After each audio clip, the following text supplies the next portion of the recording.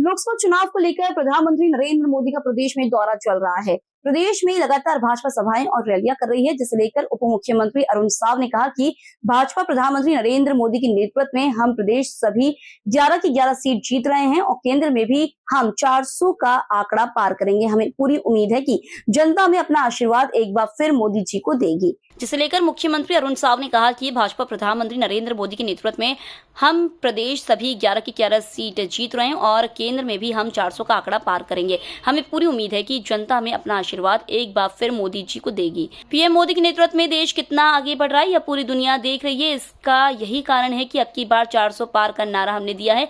Congress party की महासचिव प्रियंका गांधी के बयानों का पलटवार करते हुए मुख्यमंत्री अरुण साव ने कहा कि यह व्यक्तिगत और निजी मामला है, इस पर टीका टिप्पणी करना उचित नहीं है, लेकिन मैं बस इतना कहना चाहता हूं कि कांग्रेस पार्टी का चरित्र को पूरी दुनिया और देश ने देखा है। अब जनता उनके बहकावे और भ्रम और में नहीं आने वाली। कांग्रेस एक डूबती हुई नाव है जिस पर कोई भी बैठने को तैयार नहीं, सभी उसे दरकिनार कर रहे हैं। इस लोकसभा चुनाव में कांग्रेस पार्टी की पूरी तरीके से हार होना निश्चित है। आज प्रधानमंत्री नरेंद्र मोदी अंबिकापुर में सभा करेंगे, कल शक्ति धमतरी दोनों में किया था, क्या इम्पैक्ट पड़ेगा उनको?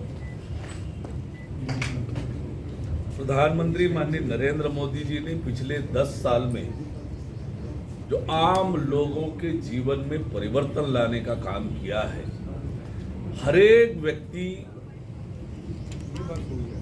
के लिए कुछ ना कुछ किया है, हर परिवार के लिए कुछ ना कुछ किया है और देश के 140 करोड़ जनता को अपना परिवार मानते हैं। और जिस प्रकार से आज एक दुनिया के सबसे लोकप्रिय नेता के रूप में उनकी प्रतिष्ठा बनी है, आज देश का हर व्यक्ति प्रधानमंत्री माननीय नरेंद्र मोदी जी को नजदीक से देखना और सुनना चाहते हैं। और इसलिए शक्ति की सभा हो, धमतरी की सभा हो, ऐतिहासिक रूप से सफल हुई है। जन सैलाब उन्हें नजदीक से देखने और सुनने के लिए उमड़ा और अभी अंबिकापुर में उनकी सभा है, तो निश्चित रूप से भारतीय जनता पार्टी मिशन 11 को लेकर जो काम कर रही है वो अब सफल होगा और छत्तीसगढ़ में 11 की 11 लोकसभा सीटें नरेंद्र मोदी जी को, भारतीय जनता पार्टी को मिलेगी, ये तय हो गया है। ये मंगलसूत्र को लेकर प्रधानमंत्री ने जो बयान दिया था उसका कांग्रेस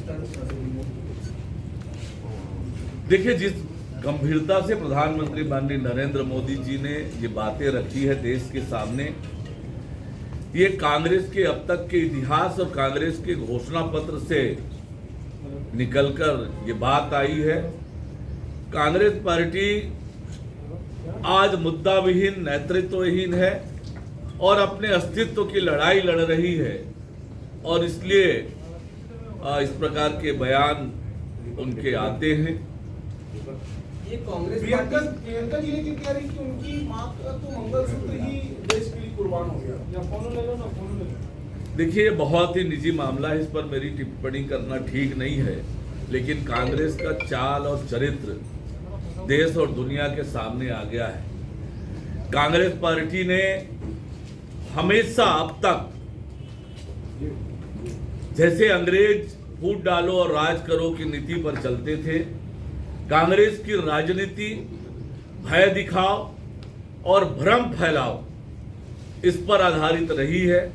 अब देश और प्रदेश की जनता कांग्रेस के न तो भय पर आने वाली है न भ्रम पर आने वाली है। आज देश और प्रदेश की जनता नरेंद्र मोदी जी और भारतीय जनता पार्टी के साथ खड़ी है, क्योंकि नरेंद्र मोदी जी हैं जो सबका साथ, सबका विकास, सबका विश्वास और सबका प्रयास, इस मूल मंत्र को लेकर काम कर रहे हैं और इसलिए आज पूरा देश नरेंद्र मोदी जी के साथ खड़ा है। ये कांग्रेस पार्टी जो सर, इसी में जहां तक ट्रेडों का मामला है, वर्षों तक भारतीय रेल उपेक्षित रहा है। आज हर क्षेत्र में रेलवे विकास का काम कर रहा है पिछले 10 सालों में आप जब देखेंगे तो भारतीय रेल ने जो तरक्की की है, बड़े पैमाने पर under bridges, over bridges, foot over bridges और वर्ल्ड क्लास स्टेशन का निर्माण, आज किस प्रकार से रेलवे स्टेशन साफ सुथरा हुआ है, यात्री सुविधाएं बढ़ी है, वंदे भारत जैसी ट्रेनें प्रारंभ हुई है और जिस प्रकार से दोहरीकरण तिहरीकरण का काम हुआ है, इलेक्ट्रिफिकेशन का काम हुआ है, रेलवे तेज गति से विकास की ओर बढ़ रहा है। विकास कामों के कारण अति आवश्यक परिस्थिति में ट्रेनों को रद्द करना पड़ रहा है। ये कामों के कारण है, ये किसी अन्य कारण से नहीं है और निश्चित रूप से आने वाले समय में देश के लोगों को, क्षेत्र के लोगों को अच्छी यात्री सुविधाएं मिलेगी, वर्ल्ड क्लास रेलवे की सुविधा लोगों को मिलेगी। कांग्रेस पार्टी केवल सवाल न खड़ा करे, जवाब भी दे कि पिछले 5 सालों में छत्तीसगढ़ की दुर्दशा का जिम्मेदार कौन है। पिछले 5 सालों में उन्होंने जो वादा खिलाफी की उसका जिम्मेदार कौन है। जो घर जन घोषणा पत्र में बड़े बड़े वायदे करके छत्तीसगढ़ की जनता को धोखा दिया, झूठ बोला, उसका जवाब दे। छत्तीसगढ़ में शराब घोटाला का पैसा किसके जेब में गया, कोयला घोटाला किसने किया, महादेव का पैसा किनके किनके जेब में गया, इन सबका जवाब भी कांग्रेस। सालों में नक्सलवाद को जिस प्रकार से कांग्रेस ने पाला पोसा और उन्हें लगता था कि उनकी सरकार राज्य में बन गई है और बस्तर विकास से महरूम रहा, और ये नरेंद्र मोदी जी का संकल्प है। उन्होंने बहुत स्पष्ट रूप से कहा है नक्सलवाद का खात्मा हम करेंगे और पिछले 10 सालों में बहुत से क्षेत्रों से नक्सलवाद समाप्त हुआ है, थोड़े से हिस्से में बचा है, वह भी समाप्त होगा। के विकास के लिए शांति आवश्यक है, कानून व्यवस्था का राज आवश्यक है और इसलिए जब तक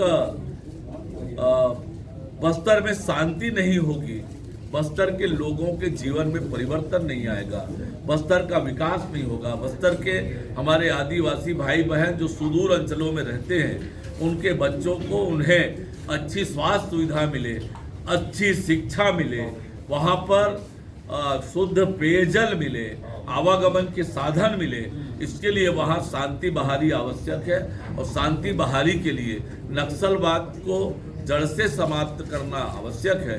ये प्रधानमंत्री माननीय नरेंद्र मोदी जी का संकल्प है और आने वाले समय में निश्चित रूप से न केवल बस्तर, पूरे देश में नक्सलवाद का खात्मा होगा और विकास की ओर बढ़ेगी।